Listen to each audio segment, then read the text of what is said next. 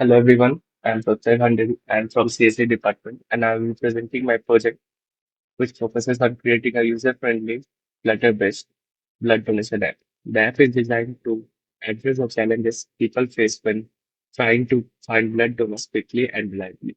The platform will try to connect blood donors and receivers, improve communication and even allow seekers to track donor location, making the donation process more efficient and accessible.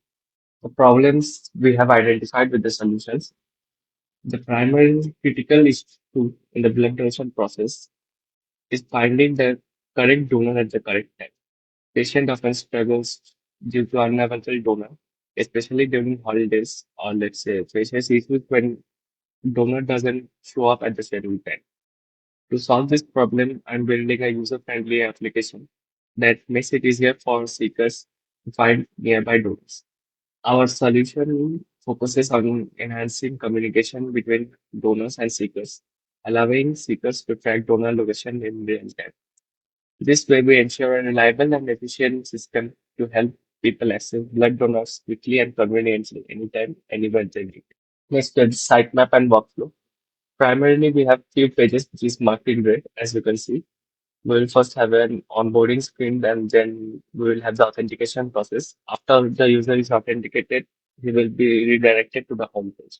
Now the home page will contain navigation-based access to send request, donor profile, post blood request, blood bank, emergency donor, notification, my profile, and settings. Most of these things are self-explanatory. Like say the send request will just send a simple backend call to our database to update a record of the send request. And then we have the donor profile, which will contain details about the donor, like his rating, his blood type, his blood donation history, and also have an option to chat with him.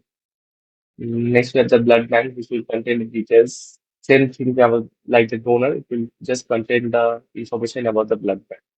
Next, we have emergency donor. For a small amount of money, you can purchase blood from a emergency donor. And next, we have the notification, which is simply showing the notifications. And then we have a My Profile page, which will contain the details about the current logged in user. And then we have menu, which will contain the support and terms and condition and logout buttons. And the language and notification changes and preferences option. These are the few prototypes of the app that is designed in Figma and Flutter Flow. As you can see, this is the home page. This is the reward page. This is the send request or the accept request page. And this is the list view, as I was saying. And this is the profile page of a blood donor or the user. And the text stack I have used is Photoshop for logo and assets, and Figma and for Flutter Flow for UI building and prototyping.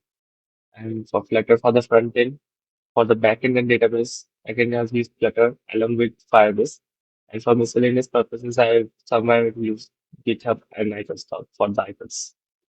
That's all. Now moving on to show the app. Now, as I was saying, I've connected since it's the Flutter based app, I have connected my phone to the screen, which you can see. And I've enabled USB debugging also. So let's open the Flutter Preview app, the blood link project. And we have the test mode enabled. For the first time, it will take some time to load, and for the subsequent times, it will load instantly. This is a splash screen. This is the onboarding pages. As you can see, it is swipeable also. Then you can click register. Now for this, let's create a new account. Also, there is an option. Also, there is an option for Google signing, as you can see. But since this is in test mode, Google signing will not work in it. Now it will prompt the user to complete his profile. So let's now I've complete my profile. I'm just providing them dummy data here now. Gender and selecting. Mm, For the blood translating A positive, diabetes low, last donation, low, 10, sorry, that's it. For contact information, I'm providing my number. Also, there's an option to search your location, but since the Google Map API is not connected to it, so I think it will not work as of now. But let's try also. Yeah, it's not working, so that's not an issue. Now you can see I've reached the home page. From this part, we can select the hospital directly and the blood group and send a request, which will be shown here. As you can see, this is the list view of the home page. And then we have a post request option, which is used to post the blood donation request. Patient or the patient party needs to fill up this form and click on submit request. On successful submission, it will be updated over here. And as you can see, these two are dummy data. And next we have the blood bank page. It fetches data from your live database on the API. And you can see a small details over here, also the ratings. And next, if we click on inquire now, we get a detailed page of the blood donation bank. And also you can see that the blood available in the bank in liters, like say for B positive, it has 100 liters of blood, and also the address and contact number, etc. The urgent donor or the emergency donor, as I was saying, is still under development, so it will not work. Next, where the blood points, the more you donate, the more blood points will be accumulated. And once enabled, it will be used to redeem for rewards and merchandise from partner brands, etc. This is the chat page. It will show the recent chats with the donor of the seeker.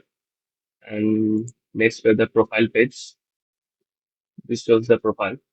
The name I entered is blood link. This is the edit profile page where I can edit my profile. And when I click save changes, it will be updated over here also. And next, we have the logout buttons and the submit bug requests and all. So now let's click it to see if the logout button is working or not. And it's working. We are successfully logged out from the account. We click on login, then we click on sign in here. And we'll just send credentials. It will just log out. So that's it.